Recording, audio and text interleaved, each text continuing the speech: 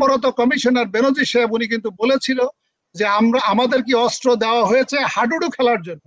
এবং ওই সময়কার যে বিডিআর এর ডিজি পরবর্তীতে সেনাপ্রধান হয়েছিলেন জেনারেল আজিজ, উনি কিন্তু বলেছিলেন যে আমাদেরকে অস্ত্র দেওয়া হয়েছে কি খেলনা পিস্তল হিসেবে ব্যবহার করার জন্য।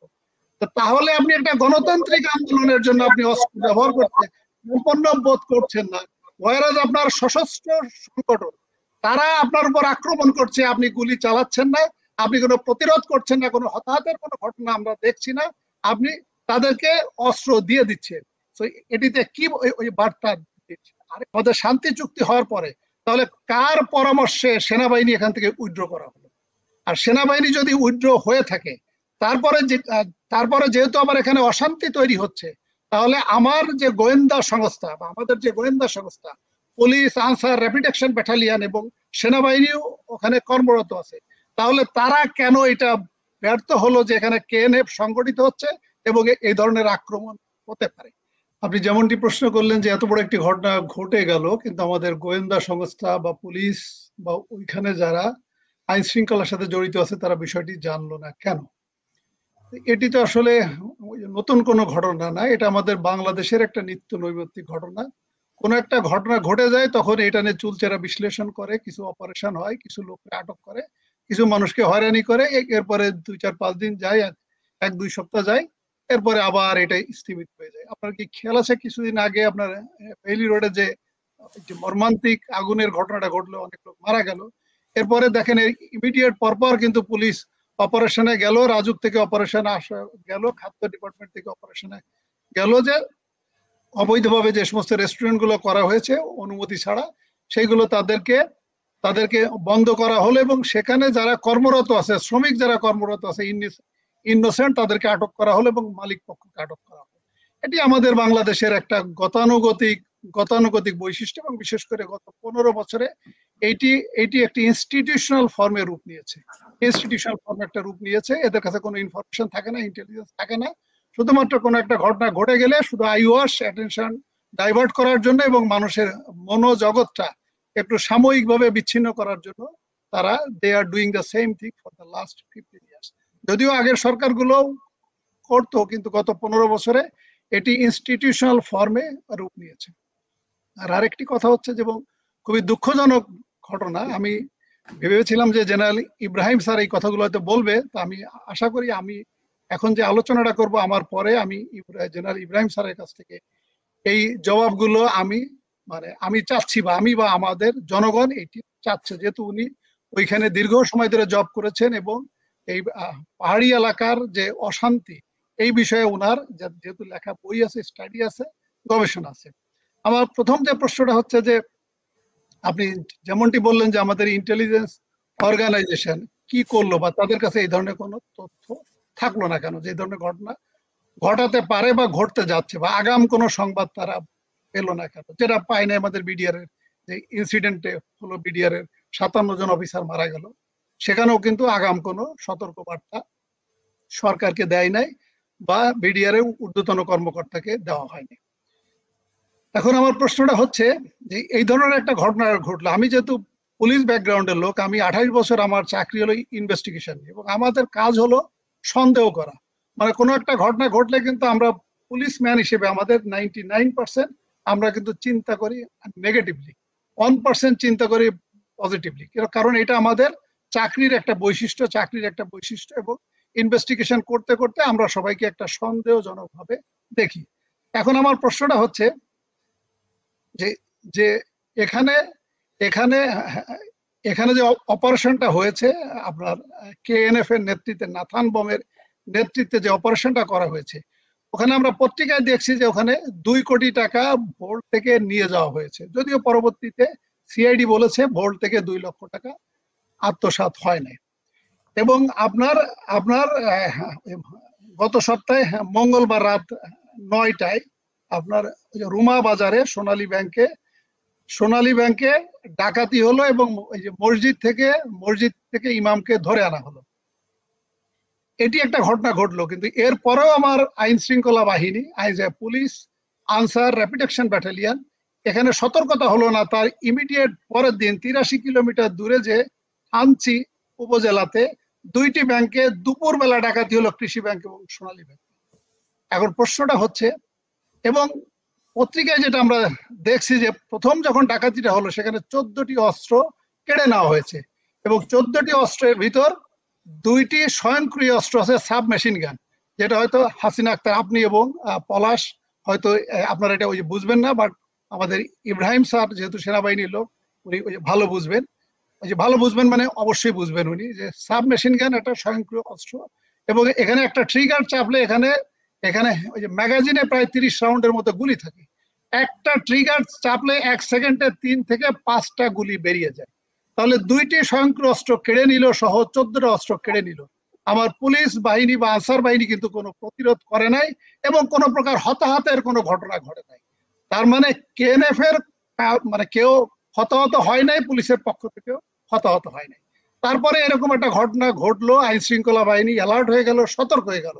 তার ইমিডিয়েট পরপর থানসিতে যে 2টি ব্যাংকে দিন দুপুরে আবার ডাকাতি হলো, এবং সেখানেও পত্রপত্রিকায় যেটা দেখলাম, পুলিশ ক্যাম্প এবং সেনাবাহিনীর অস্থায়ী ক্যাম্পে আক্রমণ করা হয়েছে, এবং সেখানেও কিন্তু কোনো হতাহতের কোনো ঘটনা ঘটেনি।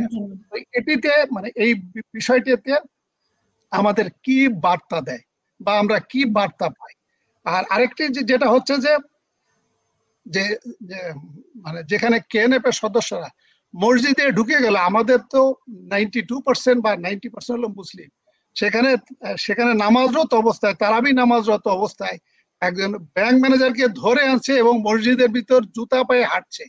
সেখানেও কিন্তু আমরা তেমন একটা প্রতিরোধ কিন্তু আমরা দেখছি না। আমরা ধরে নিচ্ছি যে তারা একটা সাধারণ জনগণ, হয়তো অস্ত্রের ভয়ে তারা হয়তো প্রতিরোধ করে নাই, কিন্তু আমার পুলিশ বা আনসার তাদের কাছে অস্ত্র আছে। যেখানে আপনার হাসিনা আক্তার খেয়াল থাকবে, 2014 সালে জাতীয় নির্বাচনে যখন অপোজিশন পার্টি যখন নির্বাচনে আসলো না, তারা যখন হরতাল অবরোধ এবং ইলেকশন ঠেকানোর জন্য, নির্বাচন প্রতিরোধ করার জন্য তারা গণতান্ত্রিক তারা আন্দোলন করছিল, সেই সময় ডিএমপিতে কর্মরত কমিশনার বেনজির সাহেব উনি কিন্তু বলেছিল যে আমাদের কি অস্ত্র দেওয়া হয়েছে হাডুডু খেলার জন্য। এবং ওই সময়কার যে বিডিআর এর ডিজি, পরবর্তীতে সেনাপ্রধান হয়েছিলেন জেনারেল আজিজ, উনি কিন্তু বলেছিলেন যে আমাদেরকে অস্ত্র দেওয়া হয়েছে কি খেলনা পিস্তল হিসেবে ব্যবহার করার জন্য। তো তাহলে আপনি একটা গণতান্ত্রিক আন্দোলনের জন্য আপনি অস্ত্র ব্যবহার করতে সম্পন্ন বোধ করছেন না, ওয়ারাজ আপনার সশস্ত্র সংগঠন, তারা আপনার উপর আক্রমণ করছে, আপনি গুলি চালাচ্ছেন না, আপনি কোনো প্রতিরোধ করছেন না, কোনো হতাহতের কোনো ঘটনা আমরা দেখছি না, আপনি তাদেরকে অস্ত্র দিয়ে দিচ্ছেন। তো এটিতে কি ওই বার্তা দিচ্ছে? আরেকটি কথা হচ্ছে, আমাদের জেনারেল ইব্রাহিম স্যার ভালোভাবে বলতে পারবেন, আমাদের শান্তি চুক্তি হওয়ার পরে তাহলে কার পরামর্শে সেনাবাহিনী এখান থেকে উইথড্র করা হলো?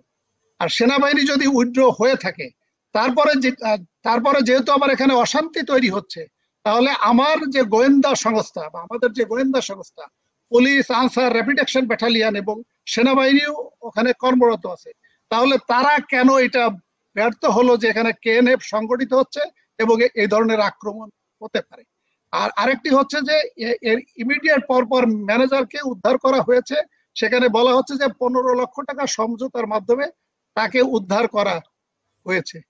তার মানে এই যে বিষয়গুলো আমি আপনাকে বললাম, এটি আমার কাছে বা আমাদের একটা সাধারণ জনগণের কাছে এটি একটা একটা সন্দেহের একটা উদ্রেক হয়, যে এটি কি কোনো সাজানো নাটক, নাকি এটা কোনো পার্শ্ববর্তী দেশের প্রেসক্রিপশনে তারা যেটা ডিজায়ার করছে সেটা আমার সরকার সেনাবাহিনীকে দিয়ে করাতে চাচ্ছে। আর আরেকটা যেটা হলো, সেটি হয়তো ইব্রাহিম স্যার হয়তো আরো ভালো বলতে পারবেন।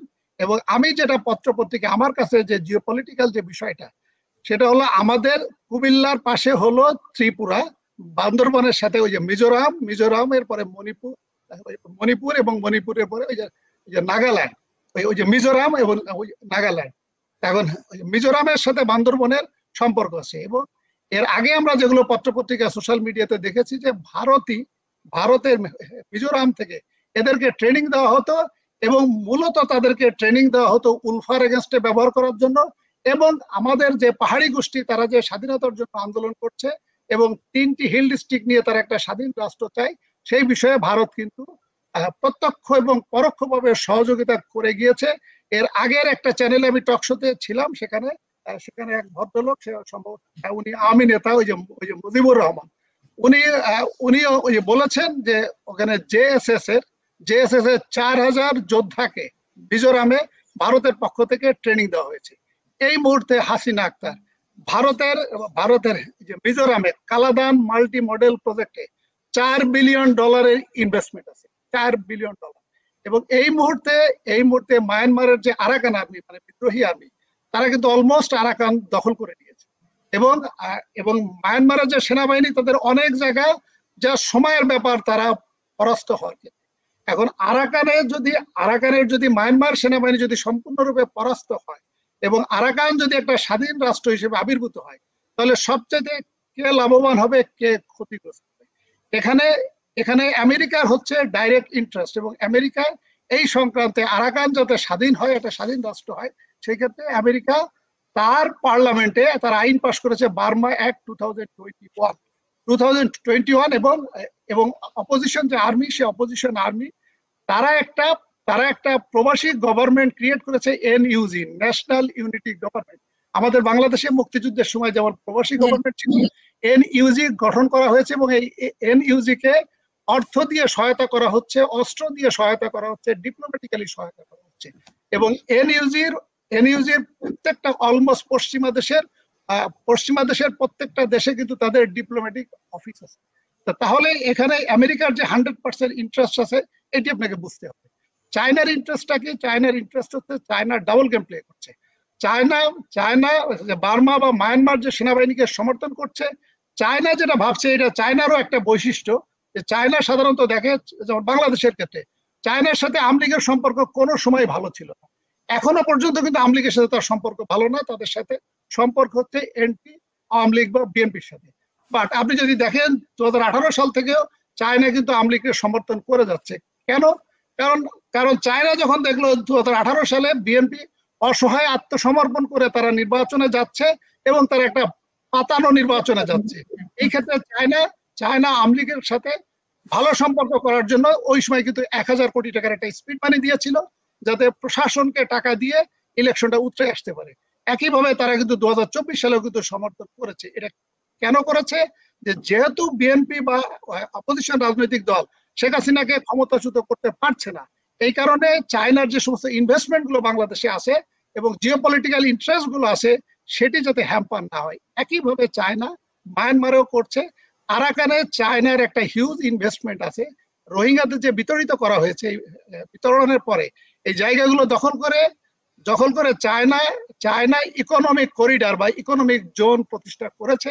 এখানে চায়নার একটা হিউজ ইনভেস্টমেন্ট হয়েছে, এবং চায়নার সবচেয়ে বড় ইন্টারেস্ট হচ্ছে চায়নার কুনমিং হয়ে, চিনল্যান্ড হয়ে, আরাকান হয়ে আমাদের কক্সবাজার এবং টেকনাফ হয়ে তারা বেল্ট অ্যান্ড রোড ইনিশিয়েটিভটা করতে চাচ্ছে। এবং এই রোডটা যদি হয়ে যায়, এটি ভারতের স্বাধীনতা এবং অখণ্ডতার জন্য চরম হুমকি।